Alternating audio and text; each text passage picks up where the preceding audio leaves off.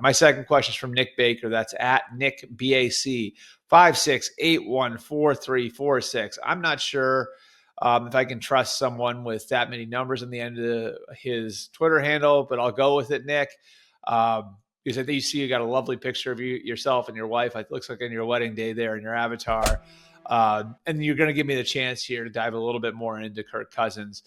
What's going on with Kirk Cousins? So he went in last Wednesday.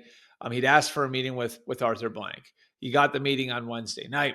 They sat down. They had a good discussion. My understanding, it was cordial. It was professional.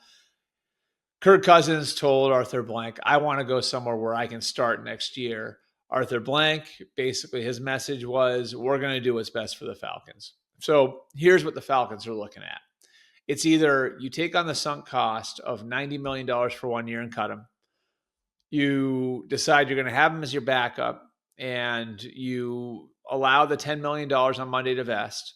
And now you're looking at a $100 million commitment over 2 years. So you're paying $50 million a year over 2 years to have him as your starter for 1 year and then the backup for the second year.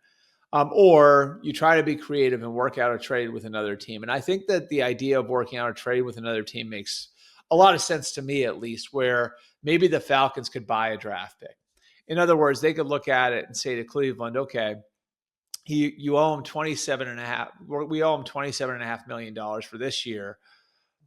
What if we give you $15 million?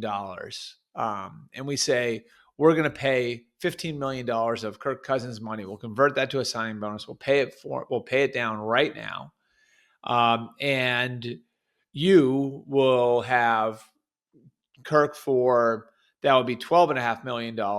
You're still responsible for the $10 million guaranteed next year. Then you've got to work out an agreement with him for next year, where you come to a number next year that's over $10 million. And you give us a draft pick for paying down that money. So say that's a 4th round pick. I think that could make some sense. The Browns have been creative about these things in the past. Ultimately, I think the question with the question with Kirk and with the Browns and with the Falcons is, does this turn into a staring contest over the next few days where no one wants to make a move and that money vests, and now you're in a position where the Falcons aren't going to cut him anymore, and so now the Falcons have to work out a trade if they are going to move him off the roster. He's not happy. They've got an ugly situation there, and that's not great for their young quarterback, of course. Because I don't think Kirk Cousins is going to show up to anything in the spring if they go through this. And then, what does this look like in training camp? What if Michael Penix has a tough month to start the season? Do you have these sorts of, calls for Kirk Cousins to come in and play and Raheem Morris' second year? It's a complicated situation. It's complicated because of the contract. It's, I don't think the poor intentions of anybody to be in this spot. It's just what they are right now.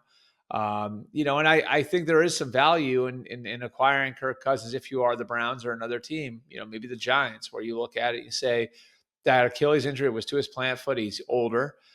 Second year coming back off the Achilles, he should be better.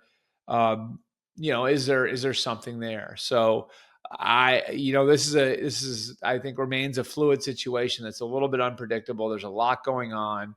And I hope you guys didn't have your eyes glazed over listening to me going through all the minutia of it. But it is complicated by the contract first and foremost, by the $10 million guarantee that vests on Monday. All of that is going to play into the way this plays out over the course of the next few days. And again, that's a really important checkpoint coming there on St. Patrick's Day, which is Monday.